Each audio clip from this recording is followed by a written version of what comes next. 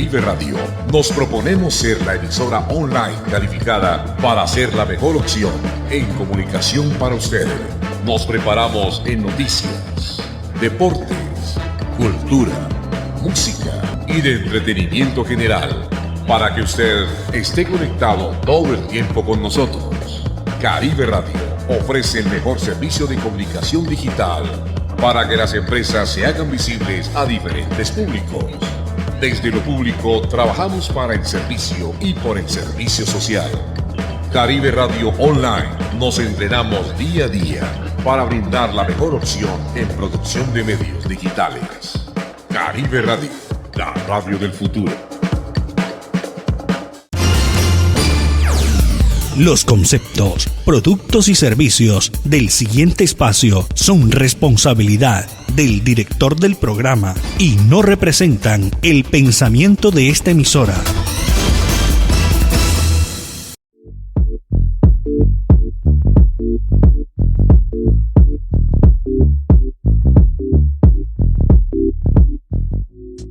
Good morning. This is Conversations with Authors, part of Books Over Drinks. We are a community dedicated to foster a passion for books and provide a platform for both authors and readers to exchange ideas and discuss their work.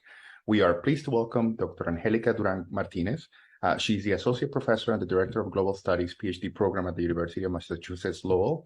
Her research focuses on the intersection between state and criminal organizations that foster increases in drug-fueled violence in countries like Colombia and Mexico. She joins us today to discuss her book, The Politics of Drug Violence. This is an academic perspective on the history of the drug trade in Colombia and Mexico through the lens of the criminal and violent acts that ultimately impact the most vulnerable communities. The book advances a theory that helps us understand and measure the effects of interactions between the state and criminal organizations and the dynamics within these criminal groups, such as the often brutal market disputes that lead to increases in the frequency and brutality of these acts. The book is the result of 15 months of field work in both countries and a very insightful and valuable read for those who want to gain a better understanding on the history of the drug trade in Latin America and the effectiveness and flaws of state policy. So, Angélica, it is a pleasure to have you with us today. Thank you so much for inviting me. It's a pleasure for me to be here. So let's set the context by focusing on the geography of drug trade and drug-fueled violence. One of the statistics you quote in your book shows that Latin America has 9% of the world's population, yet it accounts for 30% of total homicides in the world.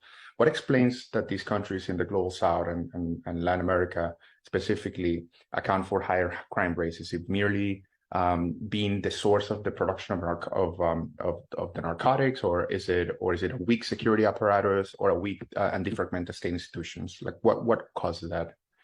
So I think it's a combination of factors.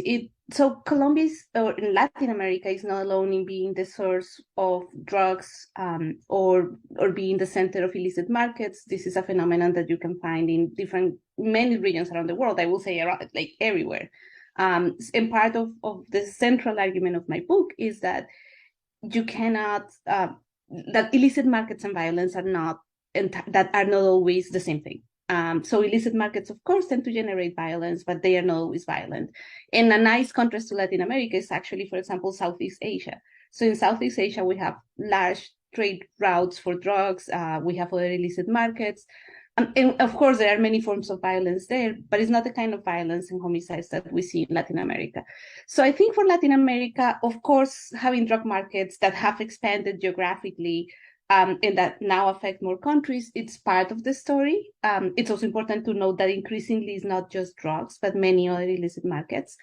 But also, and of course, this is part of the central argument of my book, this has to do also with the way that politics and society work in Latin America. So again, if we wanted to contrast this with, for example, Southeast Asia, where societies are much more authoritarian and hierarchical, it's very different from Latin America, where, of course, we have histories with authoritarianism, but after the transitions to democracy in the 1990s, what we have seen is much more fragmented polities. And this has many good things. Of course, we see more democratic governments, but at the same time, it also creates many complications and creates a different interaction between states and non-state armed groups, particularly those associated with drugs. And of course, it also depends on the country we're talking about, right? And for example, if we talk today about Central America, you cannot separate what's happening in Central America today from the legacies of civil wars that were negotiated, but where really the promise of peace was never delivered. And the same can apply to Colombia. So it is slightly different, but I think for the region as a whole, for Latin America, I think this has to do with the type of state formation that we have, which has been much more fragmented, but paradoxically also from the fact that we have more democratic states and that democracy paradoxically kind of, it's affected, but also in some ways benefits from these interactions with criminal actors. So those are some of the reasons why we think about Latin America having this paradox of being the most violent region in the world today in terms of homicides and outside of traditional civil wars. And the theory that you advance in your book measures violence as a result of two very specific factors: frequency and visibility. Can you help us understand these two concepts and how these come also as a result of the dynamics between state and criminal organizations?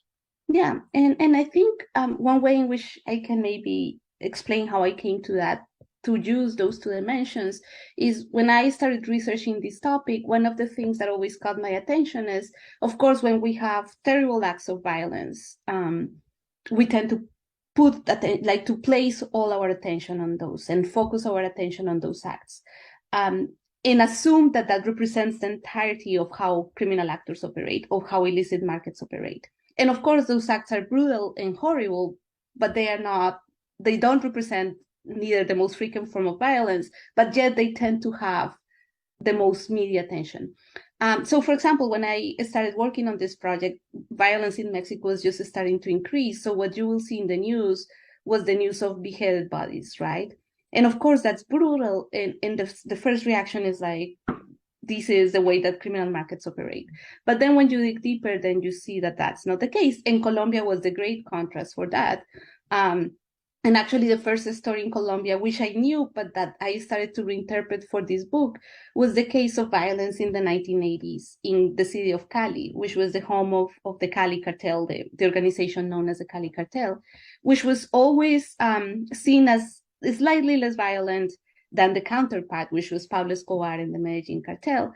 But then when you start looking in the 1980s, Cali was very violent, but also there was a lot of reports of violence that seemed to be hidden. So bodies that were thrown in the rivers, like disappearances. So this and I started to find stories like this in all my locations. So the dimension of visibility aims to capture those instances when criminals or criminal organizations try to expose the evidence of their attacks. And that means that generally is reflected in the types of methods they use, or killing more people, for example. So it's either that intention to expose or simply an interest in not hiding that violence. Whereas I was contrasting that with cases where violence may still exist, but is more hidden. And probably a quintessential example of that is disappearances. But then on the other hand, you do have the frequency, which is how much violence occurs. And again, I just mentioned the case of Cali. It's not that there were not homicides in Cali, but they were not as visible as those that you will see in Medellín at the time. So those kinds of contrasts is what led me to just look at those two dimensions, to focus on lethal violence. There are many other forms of violence that we can talk about, but my initial interest was to explain lethal violence, like homicides, the killing of people. And now that you mentioned that, there's one testimony that you included in your book from a paramilitary commander that refers to sort of like the shifts in strategy that led to changes in visibility and gave a false sense of security, especially when the judge asked, if I may quote your book, yeah, sure. When did you stop leaving bodies in plain sight to start digging mass graves? And the paramilitary commander responds, the commanders, meaning the police or army commanders, were responsible for that. The homicide rate kept rising. They started being pressured by the superiors or the media or various government organizations or NGOs, because violence was happening right under their noses. So they asked us to please get rid of the bodies, of the dead bodies, to bury them or keep the statistics from rising. Yeah, that one, it's that those testimonies are actually from paramilitary groups in the context of the peace agreement or peace process that they had with the Colombian government in their testimonies in the transitional justice or before justice, and there are many testimonies like that. And then I started to find similar things talking to the many different people I interviewed. And so that's where that distinction between visibility and frequency became really important to me, because it was like, I think there are a couple of things also attached that were important to emphasize through these two dimensions. And one is, again, that we tend to focus our attention in these most extreme forms of violence, right? Like the ones that pick the headlines, the beheaded bodies, the explosions. But actually most violence, it's the most killings happen in ways that are not as spectacular. So and our understanding of how these things work tends to be driven by those like really highly mediatic events, which of course are brutal and horrible. I'm not saying no, but they don't represent necessarily the majority of violence. So trying to understand these dynamics was really is kind of the core of my project. So is it fair to say that we often or mistakenly confuse having a low visibility with just having no crime at all? Absolutely, yes. And that was another conclusion I came to after doing this research, and the more that I keep working on this topic, which is there are many situations that are seemingly peaceful, but where either of two things may happen. You may have violence that is more hidden, that it's still happening, but is not as high level. But you may also have situations where what's happening is that very frequent violence has been replaced by other forms of social control.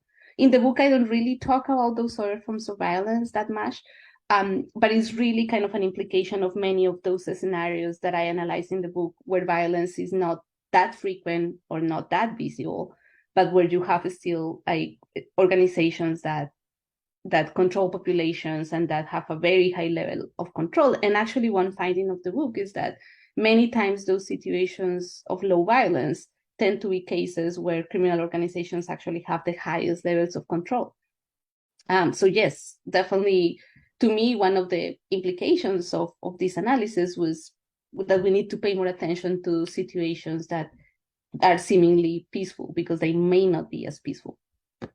And how difficult do you think that it is to truly and accurately quantify violence in places where there is very little state presence, and of course, and very little accountability, and thus very little accurate measures of crime? So there are many challenges, of course, on tracking violence, and especially tracking violence that is not homicides, because homicides there are many difficulties with homicide statistics, but in the end, homicides are always, there is always a body to put in those terms, so you can track them. Other forms of violence are much more complicated to track, and especially where you don't have as much state capacity. I don't think that's necessarily the case in all the locations. There are, of course, many places in Colombia and Mexico, in Latin America, where you have small towns where state presence is very null. But another point, or important point in my book, was precisely to show that sometimes these dynamics generate or emerge in cases where the state has many problems, of course, but is far from absent. So I think in terms of recopilation, of compiling information, it is a challenge, of course. It is very hard. I think sometimes this entails, on the one hand, resources, but on the other hand, just kind of shifting the thinking of what information is important and what information should be tracked. In those cases where really definitely there is no capacity, I think that it means that you need to work more with the community. And there are generally civil organizations, that human rights activists, human rights organizations, which are generally the ones that know the situation on the ground. So I think for me, one of the implications of quantifying and compiling information is first knowing what are the limitations of the statistics, but at the same time just thinking in terms of compiling and using many different forms and sources of information. that go from like press reports to working with organizations. Of course, that's easier said than done, but that's actually that was my approach to compiling information for that book. I use statistics, but a lot of my information came from my interviews, from talking to human rights organizations, looking at all human rights reports, press reports. So it was just not one size. And I will say that in the past 10 years or so, there's been a lot of progress in terms of people thinking creatively on how to try to quantify and track all the relevant variables for places where trafficking organizations or illicit activities operate. Of course, as I said, it's harder. All quantifications always have some issues, but you just have to keep working at it. And when you say more creative ways, can you explain a little bit more what those are? I think that comes mostly from like the academic world, but also organizations. So, for example, there has been more effort in trying to use existing data sets from government statistics, for example, but trying to estimate what can be their biases, how much they can under or overestimate certain statistics, using press resources, but in a, with, for example, with artificial intelligence and the ability to process a lot of information at the same time. In Mexico, particularly, many scholars have been able to compile a lot of information on things that go, for example, from attacks to political authorities or violence against journalists, things like that. So I think that those things keep giving us more tools to better track and quantify. Recently, there is an organization that is the Global Initiative Against Organized Crime, and they just released an indicator of organized crime tracking different dimensions. This tends to be very country, so very broad, like kind of broad classifications of countries. So it's not fine-grained necessarily to look at the specific realities within countries. But again, I think those are important steps in terms of tracking situations on the ground and what happens to communities. But the biggest challenge, and I think that goes back to your initial point, is that generally we tend to have worse information about small localities or rural places where either there is the capacity to do those things and compile information, or simply the people or the state really don't have the room of if they take a risk, if they track activities, right? So that's still a challenge for talking about these topics. There are other factors that you describe in your book that affect both the visibility and frequency. You mentioned state cohesion, you mentioned market conditions, the illegal trade. Mm-hmm. There's one in particular that I wanted to ask you, which is that these criminal enterprises also tend to outsource violence and put it in the hands of criminal gangs. What is the impact of outsourcing? Well, actually, perhaps starting with describing what outsourcing means, but what is the impact of outsourcing, not just in the increase of drug fuel violence rates, but also the increase of other unrelated criminal activities? Yeah. So in the book, I define outsourcing as situations when, and I focus in the book on drug trafficking organizations. That's basically the core organization that I'm assessing. But as I was mentioning at the beginning, I think it's important to also clarify that increasingly we have more hybrid organizations that is just not drug trafficking but other things. But in the book, basically, I define outsourcing as situations where these organized groups, decide to outsource their use of force, to basically contract out of the organization who's gonna carry out the killings or the violence. And organizations can use violence, or how they organize the use of violence can change quite a bit. So in some cases, they have people within the organization that identify as part of the organization who are the ones who carry out the violence, who are the ones who are the hitmen, to put it in those terms. But in other cases, they don't have that, and what they do is kind of look for people, and it's generally young men who end up carrying out that violence. So I think it's the easiest way to explain this is using an example. So, for example, in Medellín, in the 1980s, 1990s, which was at the height of Pablo Escobar, The Medellin cartel operated in Medellin, but there were many, many small street gangs in Medellin, and they were not all violent. But as Escobar started to become more violent and started to need more armed power, he started to increasingly hire more and more kids in the street, basically, and members of this group. So there was more outsourcing. And despite what many people think about Pablo Escobar, he had the ability to control all those groups, but he never aimed to make all those groups part of his organization. Pablo Escobar had an enormous symbolic influence in Medellin, and many young men worked for drug traffickers because of the incentives they offered, but also because they had this image of Pablo Escobar. But despite all that, it was not a hierarchical control within an organization. So this is what I define as outsourcing. In other cases, and the contrast to this can be, again, the cartel, the Cali in Cali, or even the Sinaloa cartel in Mexico for a long time, was that their hitmen were part of the organization. They had very high loyalties and responded to the leadership within the organization. So this is the contrast. This is kind of situations of insourcing.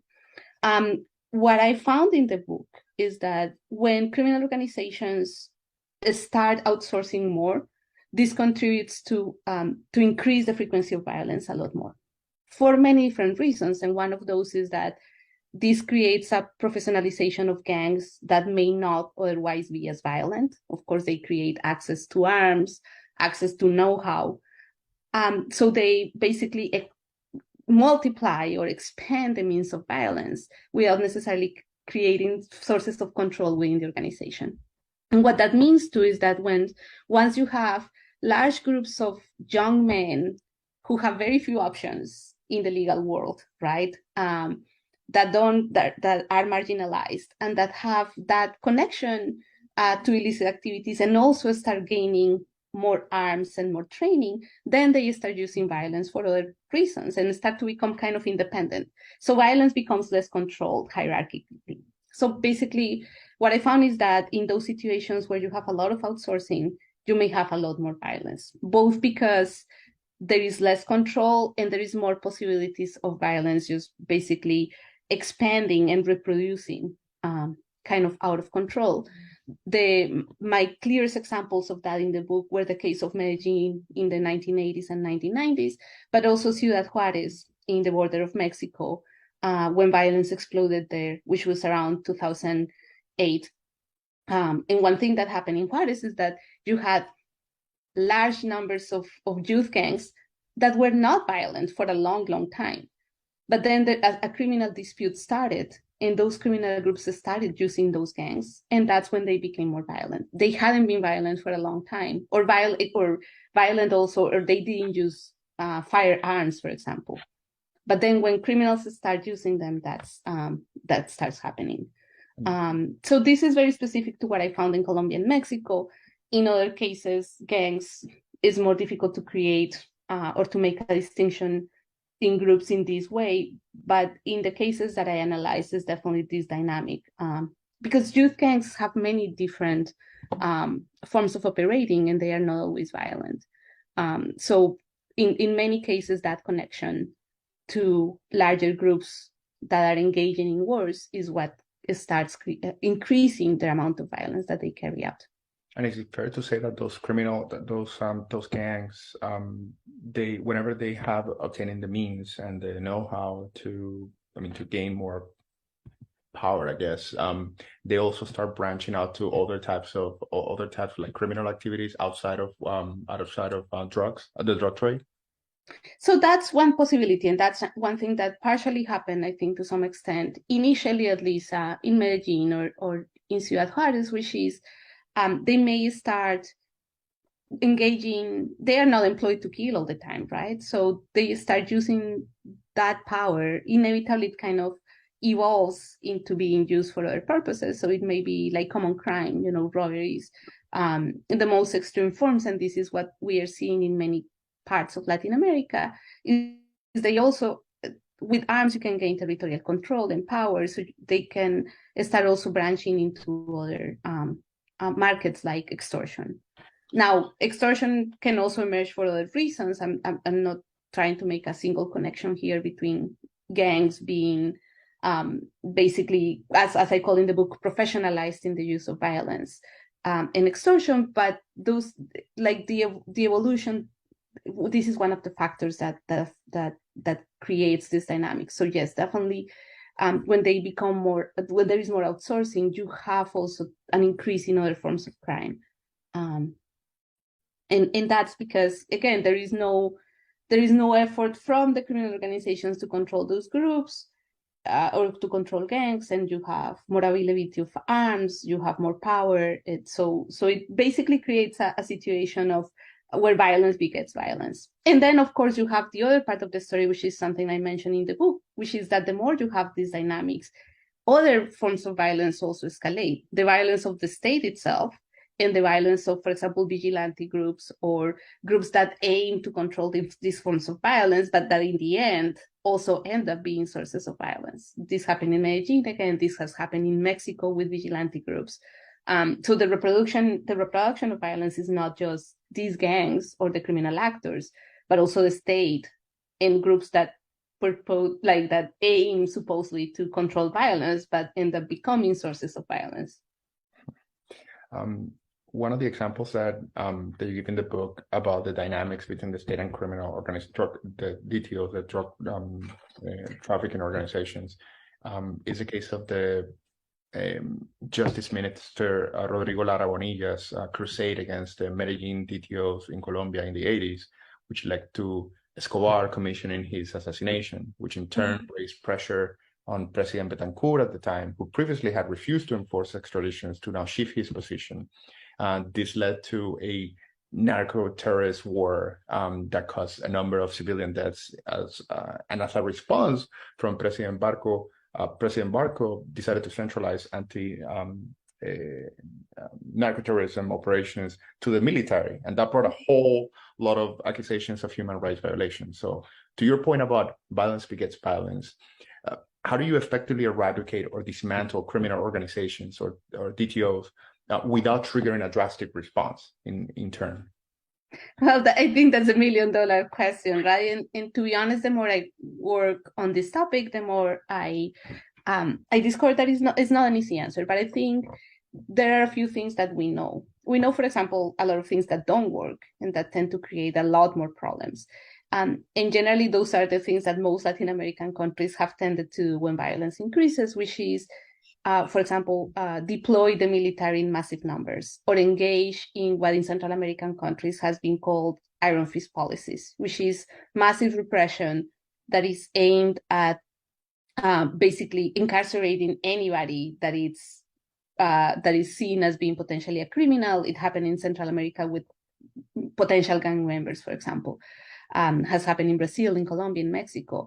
And invariably, the evidence we have from that is that instead of decreasing violence, what that does generally is, first of all, create more violence, both because you have the state itself engaging in a lot of violence and human rights violations, but also because these policies often tend to trigger one of two things, or these two things at the same time, which is, on the one hand, they force organizations to become more organized and more hierarchical, actually more savvy, because they adapt to state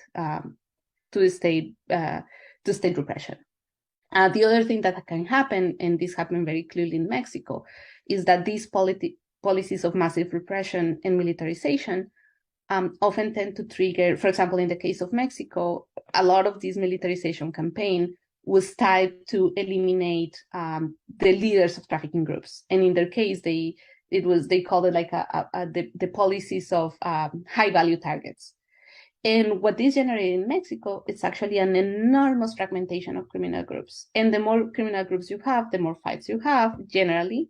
Not always, but more fragmentation. So basically, in Mexico, for example, it's clear that policy of going after the leaders of trafficking groups and highly militarizing the campaign against drug trafficking led to the proliferation of armed groups, to the more infights between them, So instead of reducing violence, it has just led to violence increasing over the years in Mexico.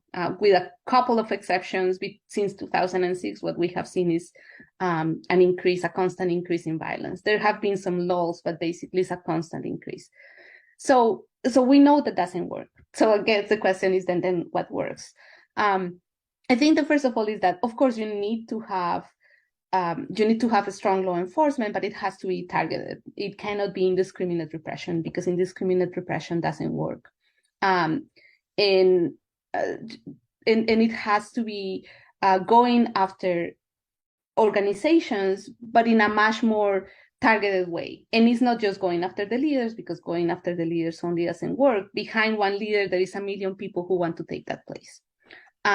So of course, security policies can be much better planned, organized. Indiscriminate repression doesn't work. The alternative to indiscriminate repression is a much more targeted, thought through process, where you not only think about the top of the organization, but the bottom. And I think increasingly we are, and I said I'm thinking about some other people who work on this topic, but it's my personal position too, that we need to think also more broadly, first of all, putting more emphasis on the victims, which means thinking about using more transitional justice, for example, to help the people who have been affected by this violence, but also to try and get not only after the leader, which again, the leaders are replaced, but behind the networks of power and corruption that sustain criminal groups. And that's much more complicated. That requires a lot more intelligence, that requires much more investigative efforts. So it's not just pure brute force, but intelligence. And of course, needless to say, we need social policies that go to the root causes of the relationship between crime and poverty is more complicated than we often think, but inevitably marginalization, lack of trust in the state, are very important to explain why we have these types of violence and these types of criminal control. So, of course, addressing those root causes is crucial. The challenge is that those kind of main structural factors, economic, political, those take a long time. So, and generally politicians respond to very short-term incentives. So what they are looking is to see how they reduce homicides. And sometimes what reduces homicides in the short term is not necessarily what works in the long. Yeah. So that's the challenge with those like more long-term policies, but of course those are necessary. But let's say in terms of law enforcement, because we know of a lot of things that don't work, we know a little more of what may work, and is these more targeted policies that are not just incarceration, because incarceration alone doesn't have that. And that's where maybe transitional and restorative justice are important, because the other thing we know is that across Latin America, in many cases, it is within prisons that criminal networks have been strengthened. That's clearly a case in Central America, and that has been clearly a case in Brazil. And I say it's clearly the case there because there are groups that emerge within prisons. So massive incarceration without clear justice or dismantling of power networks is not stopping violence from reproducing itself. There's one point that you just mentioned a moment ago, and it was about the vacuum that is left after a criminal organization is eradicated or dismantled. In the case of Colombia, an example would be the Colombian guerrillas and the paramilitary groups that took advantage of the vacuum left by the dismantling of the cartels and began engaging in the production and trafficking of cocaine, which also helped them consolidate their power in marginalized areas of Colombia and finance their operations. You mentioned in your book as well the fact that President Pastrana launched Plan Colombia in '99, and partially funded by the U.S. government, which mainly was focused on dismantling the guerrilla operations, and inadvertently led the paramilitaries alone to consolidate their power. So it seems effective countermeasures against DTOs ultimately do nothing but leave vacuums that lead to the surge of new organizations. Like we even see the case, a recent example with the Bacrins, as a result of the militarization of the paramilitary groups in the 2000s. So, so there, to a large extent, that's true. Yes, we do have some cases in which organizations or violence may have been effectively controlled and replaced by situations where there seems to be more efforts towards creating a really stable environment. I will say peaceful, but peaceful is complicated. But yeah, situations where you are really kind of dismantling the power structures that are underlie these forms of violence and these forms of illicit activities. I will say there are fewer cases of that. I mean, we in Colombia, for example, we hear a lot about the successes of Colombia, and I will say in general there has been a success in Colombia because we have the country has seen a decline in homicides compared to what was 50 years ago, or 40, or even 30 years ago, and that's in itself positive. But the networks of criminality are still there, and even in highly successful cases like the case of Medellín, which is touted as the most famous example of a successful case of controlling violence. In Medellín, criminal structures are pretty much alive and control large parts of the city, not the most well-to-do parts of the city, but many other parts of the city.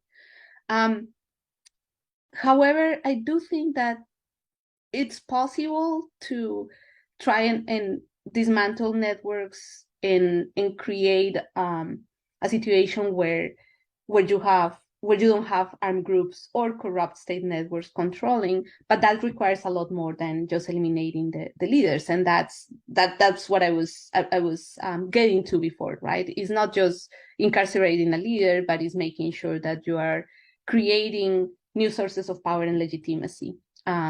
After the peace agreement with the FARC in Colombia, it's been clear that the problem has not only been that somebody else is taking the place, but that the state has been very slow in actually reestablishing its own legitimacy.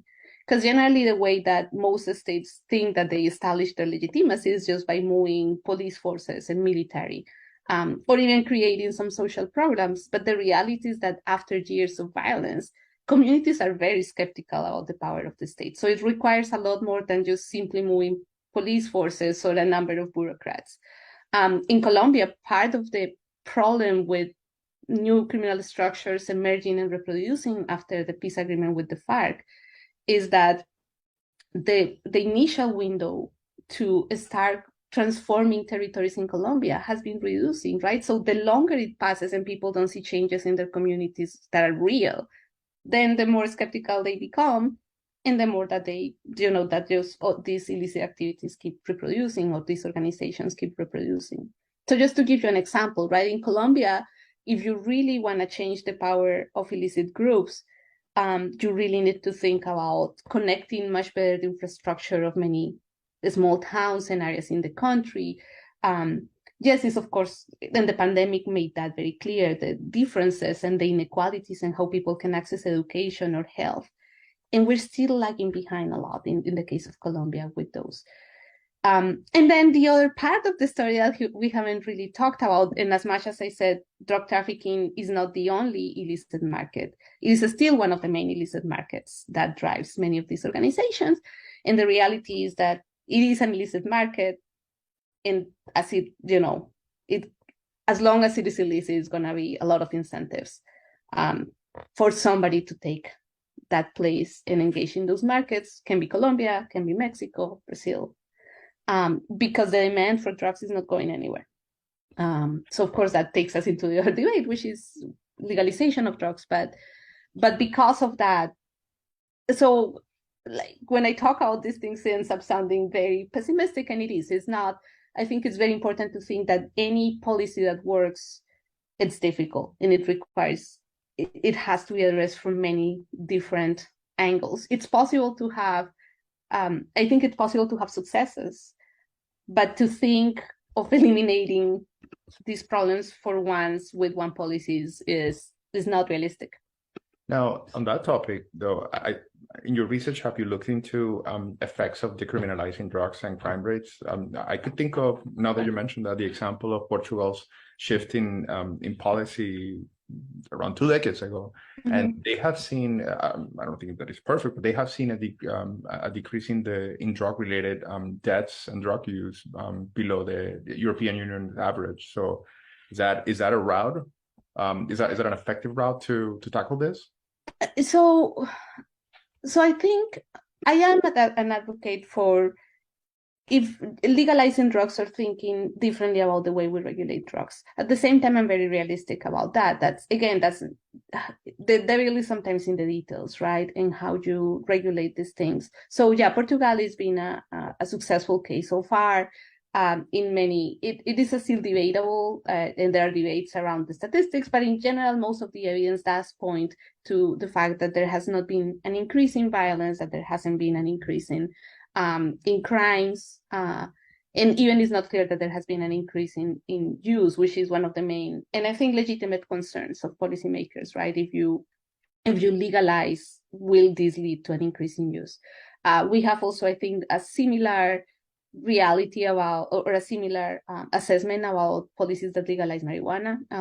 We have in US states, for example, there is some debate because in cities like, or in states like Colorado, there seemed to be an increase after legalization occurred, an increase in some crimes, but there is no clear that there is a correlation. There were other factors there, and for the most part, there is also not a clear evidence that legalization has led to an increase, and in some cases can lead to a decrease in not only in violence, but in other forms of crimes. And Uruguay, again, is another case where we haven't seen like any negative impact of the legalization on crime or violence. And indeed, it can lead to reducing some forms. Now, it also depends a lot on how these markets are regulated. And I think the biggest challenge we have is that it has been easier to think about that when we're talking about either decriminalizing use, or in the case of marijuana, that is, of course, seen as of course, it has health implications, but doesn't have the same level of health implications of other drugs. When we talk about cocaine or heroin, that's a different story because it is unlikely that people, or that there will be as much public support or government support to legalizing cocaine.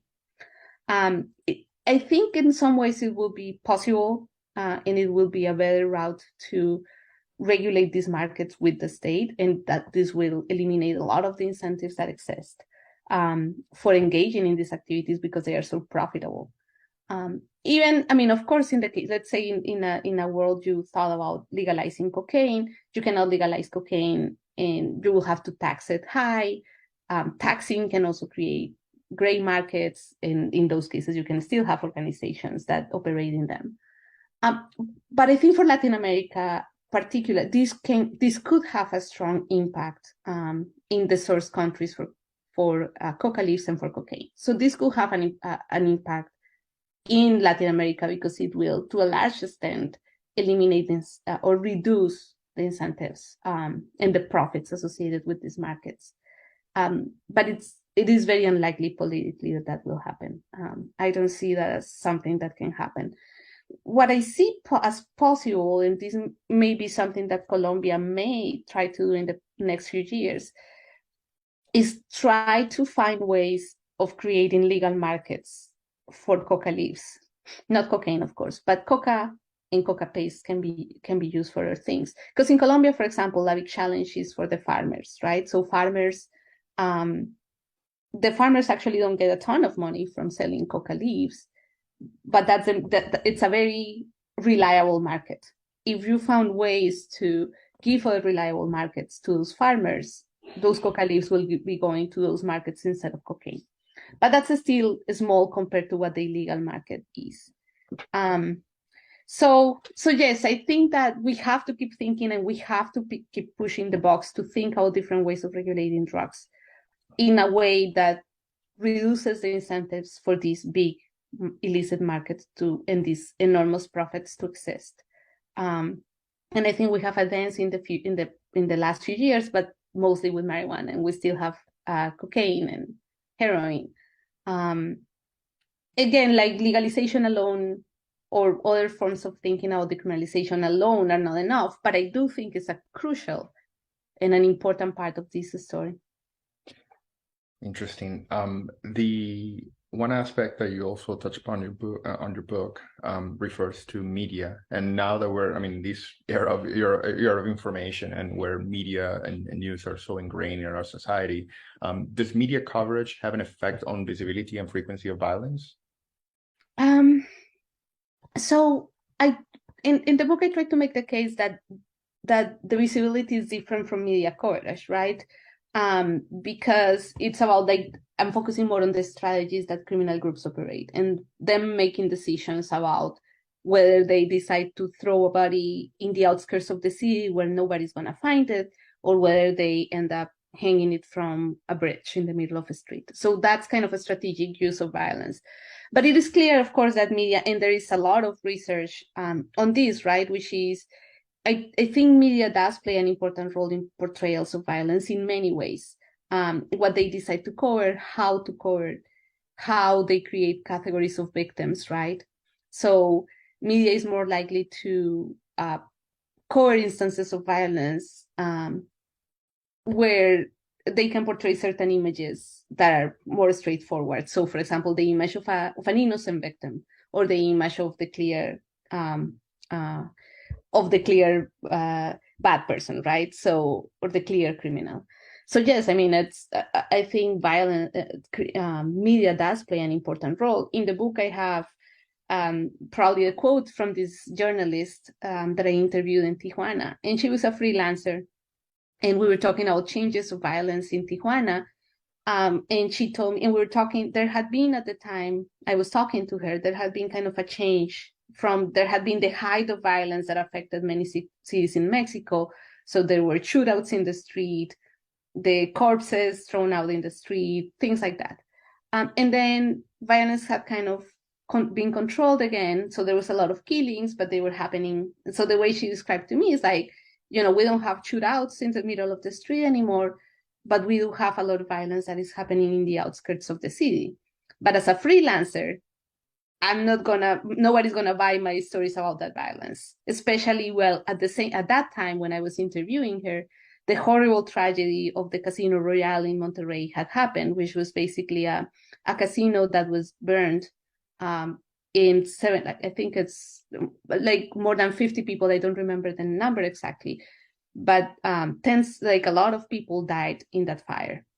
Innocent people who were just at the casino. So at that point, she told me, I cannot compete with colleagues who are reporting on the story of the Casino Royale. Nobody's gonna buy my stories about the shootings in the outskirts of the city, or the guy who was found dead in the outskirts of the city. So I think that shows those incentives. Of course, media are motivated by by getting readership, and these stories get more readership than just like the more everyday forms of violence. So yeah, like media does play an important role. I do think at the same time there are many journalists who are amazing and try to do a job of digging these stories that are not like what everybody's reading about. But it generally happens in more independent journalism. It's not generally what happens in this age of social media or in mainstream media. Wanted to ask you before we go into closing, I wanted to ask you about the secret sauce, if I may. So what is the right mix between domestic policy, market conditions, institutional structure that foster lower crime rates, like true low crime rates, not low visibility, but true low crime rates and little drug violence?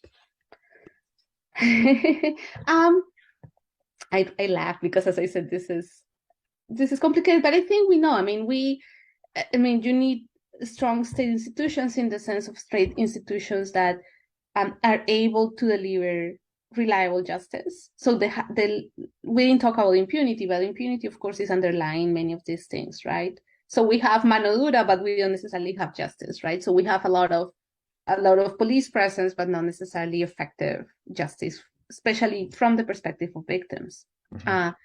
So I think one key aspect is just that emphasis on good quality justice that delivers answers for victims of violence, and that truly dismantles, again, not just the leader of an organization, but that goes after the power structures. I think that one example of this, I think there is some success, there are some debates as many things, but in Guatemala, there was a commission that was promoted and supported by the United Nations. But basically, this commission, what they did is called the CICIG. Basically, what they did was that they investigated not just leaders, but they investigated the networks of corruption that sustained large-scale criminal activities. And that meant going not just after the criminals, but going after the state officials. Now that situation in Guatemala has deteriorated again. But that's an example of what else is needed. It's needed a situation where you're not just investigating particular crimes, but networks, and particularly in Latin American networks of corruption and power. And of course, I think we need environments that provide opportunities for those who are more likely to engage in those illicit activities.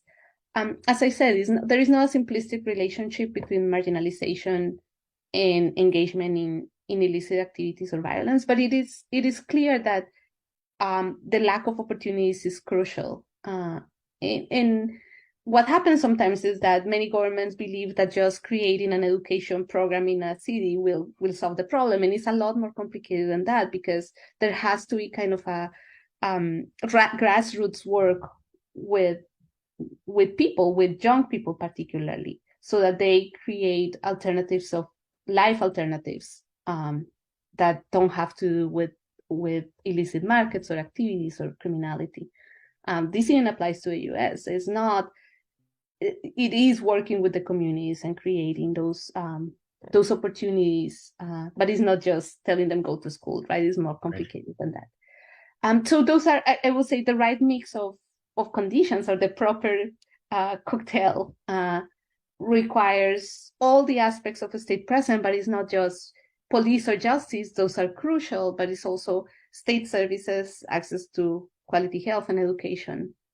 And then internationally, of course, we just talked about like some of these of the global trends that contribute to this, and they have to do, of course, with illicit markets, illicit drugs, and we don't have an answer to that yet. But domestically, I think it's a mix between having institutions that not just are present, but that they're actually legitimate for the population. You have an economic and social context that provides decent life opportunities for people. And I think these are kind of like the two main ingredients that you need to create situations where illicit markets are going to exist, right? Illicit activities are going to exist at some level. What you don't want them is to be associated with organizations that can challenge the state or inflict damage on the populations and generate violence, right? So it's not, illicit markets exist in the US, but they are way less violent partially because some of these conditions exist. Interesting. I wanted to ask you about the journey of bringing the book to life, because as I mentioned earlier, and as you mentioned in the book, it was a journey of 15 months worth of field work. So it's not just statistics that you just gather, it was interviews and stories of people. So can you tell us a little bit about that journey of bringing the book to life? Sure. It was a long journey. So I will say the journey of basically doing the research and seeing the book published was about, so this was my PhD dissertation. So I started doing and thinking about, or doing research for the dissertation officially. And it took 9 years, more or less, from that to seeing the book published. That also has to do with how academic publishing works. It's very different from like other forms of publishing. So it takes a lot of changes and peer review and that. So, but for me, intellectually, this is a journey that really started, I think, in Colombia, where I grew up, and where I did my college education there. And when I grew up in Colombia, seeing the consequences of drug trafficking, of violence, but also always very curious about perspectives that tended to be simplistic about this phenomenon. But I also, when I left Colombia and came to the US, I also always wanted to not just focus on Colombia. I've always had this interest in Latin America as a whole. I worked at the United Nations for a while, and that work within the United Nations made clear to me. I worked on a project about the Caribbean and Central America with organized crime, and that made clear to me that I wanted to keep working on this and do it in a comparative way. And when I started my PhD, I was kind of deciding, okay, I'm going to work in Colombia. Where else? What's the other comparison? And there are many methodological, academic, boring discussions that went into deciding.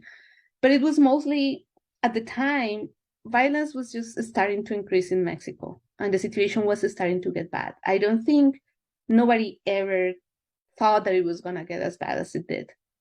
So I chose Mexico because it was an interesting case.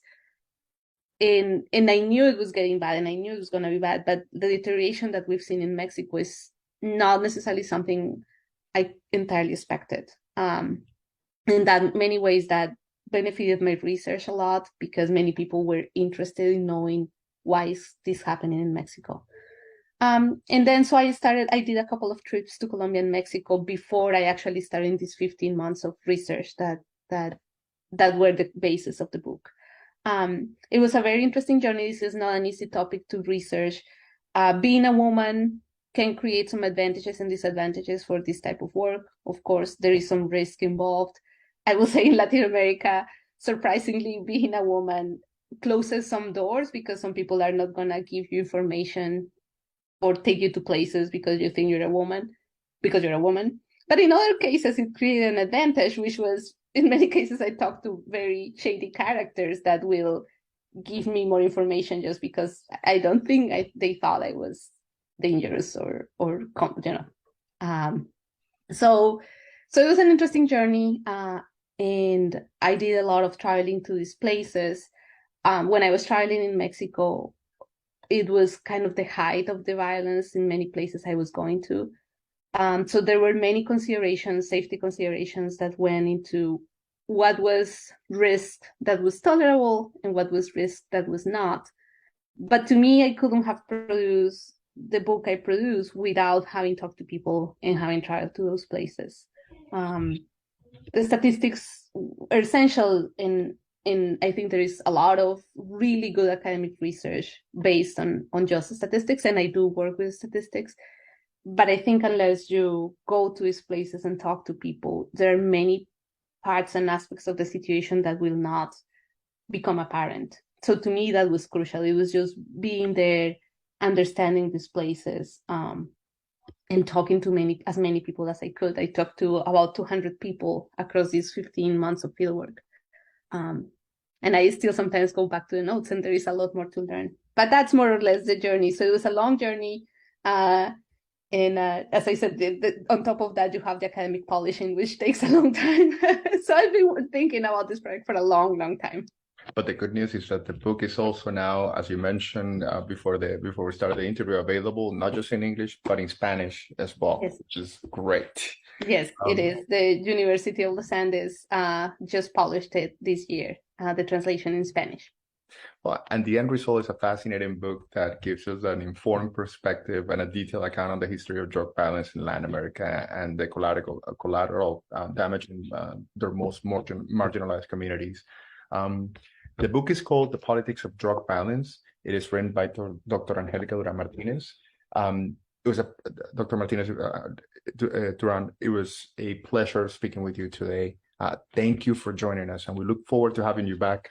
No, thank you so much for having me. It was a pleasure talking to you, and thank you for those thoughtful questions and for reading my book with interest. Thank you so much. Thank you.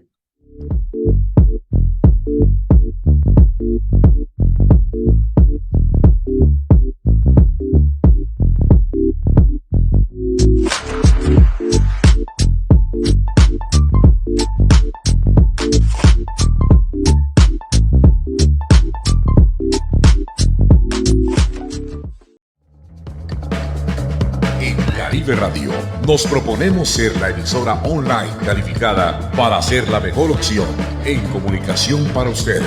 Nos preparamos en noticias, deportes, cultura, música y de entretenimiento general, para que usted esté conectado todo el tiempo con nosotros. Caribe Radio ofrece el mejor servicio de comunicación digital para que las empresas se hagan visibles a diferentes públicos. Desde lo público trabajamos para el servicio y por el servicio social.